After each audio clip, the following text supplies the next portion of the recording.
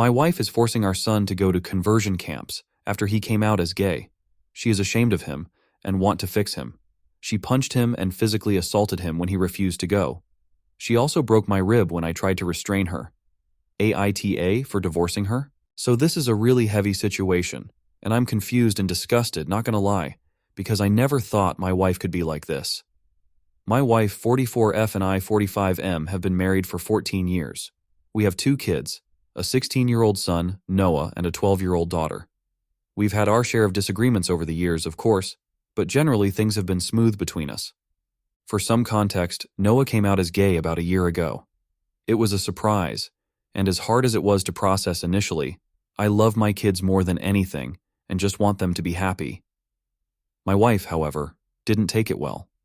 She was visibly upset and went through this weird grieving period where she barely spoke about it. I tried to support Noah however I could, telling him that I loved him no matter what. My wife, though, I could tell she wasn't there. She'd make comments like, "It's just a phase," or "He needs help," but I chalked it up to her needing time. Then, fast forward to last week. We were having a conversation about Noah's future, and out of nowhere, my wife casually mentions that she's been looking into conversion therapy camps. She said she thought it might be the right solution, that Noah wasn't truly gay, and he just needed to be shown the right path to fix him. My blood ran cold. I was in complete shock. I told her immediately that there was no way I could support something so damaging. She got angry and said I was enabling Noah's confusion, and that if I really cared about him, I'd help him get better. It blew my mind.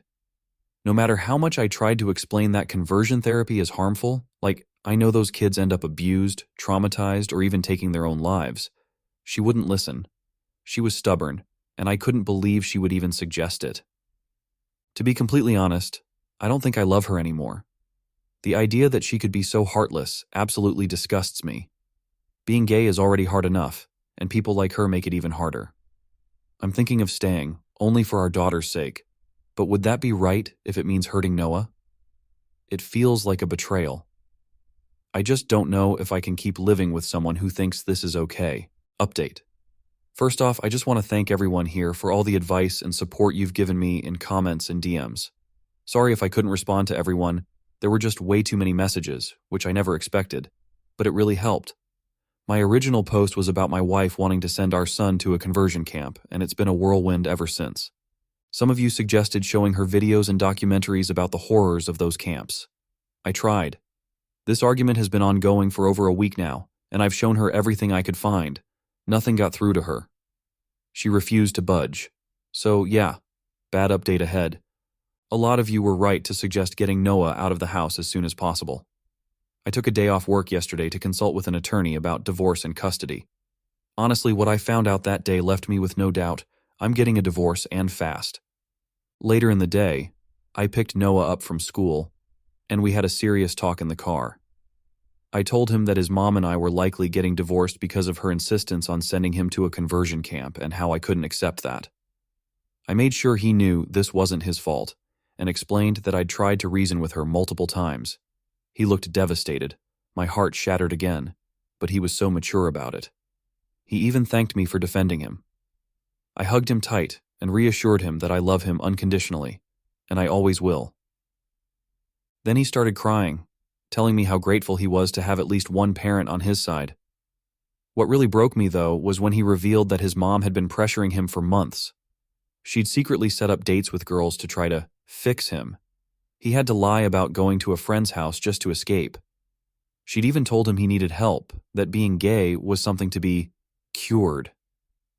I felt so damn guilty for not noticing sooner. How could I have failed him like that? When we got home, I was furious. I confronted my wife right then and there. At first, she tried to justify herself, claiming it was for Noah's own good. But when I pressed her, the mask slipped.